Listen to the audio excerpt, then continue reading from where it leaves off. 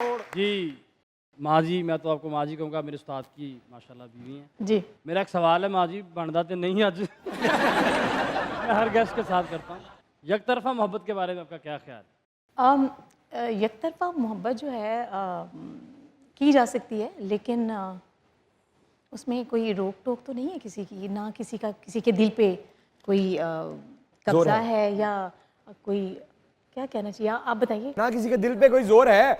मैं बता देता हूँ, मैं आपका साथ देता हूँ।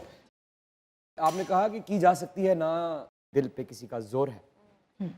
जब आपने ये जुमले का इख्तिताम किया तो जितनी भी समझबूझ मालिक ने मुझे अता की है, उसके हिसाब से मुझे ये लगा कि आप एक तरफा मोहब्बत की हिमायती हैं। नहीं, हिमायत नहीं, देखें आंखों में देखें ना, जब नजरें इधर उधर इंसान करता है तो कुछ छुपाने की कोशिश करता है, तो आप हिमायती नहीं है। मैं हिमायती हूँ जी, तो मैं कह रहा हूँ। देखिए, मोहब्बत कितने किस्म की होती है। या आप मुझसे सवाल कर रही हैं? जी। मोहब्बत सिर्फ एक किस्म की होती है, जिसे कहते हैं सच्ची किस्म। तालियां। क्या हुआ? अब वो एक तरफा है, दो तरफा है। और झूठी मोहब्बत क्या होती है? झूठी मोहब्बत होती ही नहीं है। होती ही नहीं। झूठ तो झूठ होता है, झूठ के साथ जो भी लगता है उसका कोई वजूद नहीं होता, क्योंकि झूठ अपने आप में एक इतनी ठोस चीज है कि वो अपने साथ लगने वाली किसी चीज का वजूद जिंदा नहीं रहने देता। वाह वाह वाह वाह वाह, यार क्या बात, बहुत आला अल्फाजी। बहुत आला। तो हाँ, तो क्या कहना चाह रही थी आप? मैं ये कह रही थी कि कुछ नहीं कह रही थी। नहीं, कहीं ना प्लीज कहिए ना। मैं समझती हूँ कि अपना टाइम वेस्ट नहीं करना चाहिए एक तरफा मोहब्बत के लिए। आप अपना इजहार कर दें, क्योंकि आपका आपको टाइम कैसे वेस्ट, पता लगा कि टाइम वेस्ट होता है? क्योंकि अगर अगले को है ही नहीं तो आप फिर तो टाइम वेस्ट करें ना अपना। लेकिन आपने बड़े टाइम पे अपनी मोहब्बत से शादी की और माशाल्लाह आपके खूबसूरत बच्चे हैं। जी, और अल्हम्दुलिल्लाह। क्या बात है। और इतने टैलेंटेड इंसान के साथ शादी की कि जो सुर जिसके घर सलामी पेश करने आते हैं कि हाल है, ईद मुबारक, पाएं ठीक ठाक हो।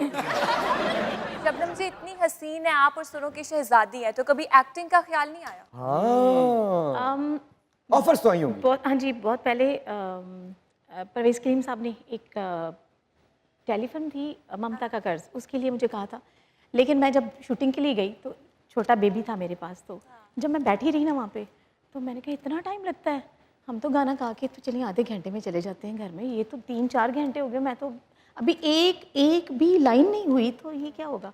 मैंने कहा जी मुझे माफ़ कर दें। कहते हैं ये क्या कह रही हो शबनम? मैंने कहा मैं आपको सच कह रही हूँ परवेज़ साहब, मुझे प्लीज़ माफ़ कीजिए।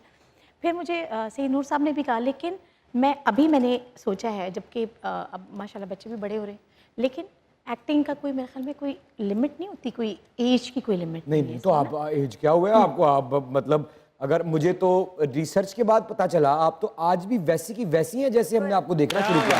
इसमें तो अभी मैं एक और उसमें पहले से हमने प्लान किया हुआ है, और उसमें सारा जो है एक म्यूज़िकल टेलीफिल्म है, जिसमें अवेयरनेस होगी नए आने वाले आर्टिस्टों को। मैं आर्टिस्ट ही कहूँगी, जिनके पास फ़न होता है और वो आर्टिस्ट ही होते हैं। हाँ, लेकिन आपने एक अभी बात की, मैं इख्तलाफ नहीं करूँगा, मेरी इतनी क्या मजाल कि इतनी बड़ी आर्टिस्ट की बात पे इख्तलाफ करूँ। जो आपने कहा कि हम आधे घंटे में गाना गा लेते हैं, बड़े बड़े कूड़ ने पूरा दिन भी नहीं गाया जाता। बिल्कुल सही कह रहे ये तो हो, लेकिन मैं एक मिसाल देती हाँ, यानी बिल्कुल, कि बिल्कुल, आधे घंटे में या घंटे में 2 घंटे नहीं, में। आधे घंटे में आप गा लेती होंगी। आप ये बात ना करें, आपकी एक बहुत बड़ी मद्दा है और उसने जिद की है। एक तो उसने कहा है कि मैं उनसे मिलूंगी, उनको जी भर के देखूंगी, और आज मैं उनसे वो गाना सुनूंगी जिसने ना सिर्फ पाकिस्तान में, बर्रे सगीर में, बल्कि पूरी दुनिया में अपनी जगह बनाई। क्या बात। मैं उस गाने का जिक्र नहीं करूंगा। जब वो गाना आप शुरू करेंगी अपनी उस मद्दा के सामने, तो पूरा ज़माना घर में बैठा हुआ झूम उठेगा। सबको अपनी अपनी जवानी के किस्से, जिन पे हल्का फुल्का जंग या वक्त की हल्की सी धूल है, वो मुझे यकीन है कि ना सिर्फ छट जाएगी बल्कि सारी जिंदगी के लिए हट जाएगी। आइए बुलाइए।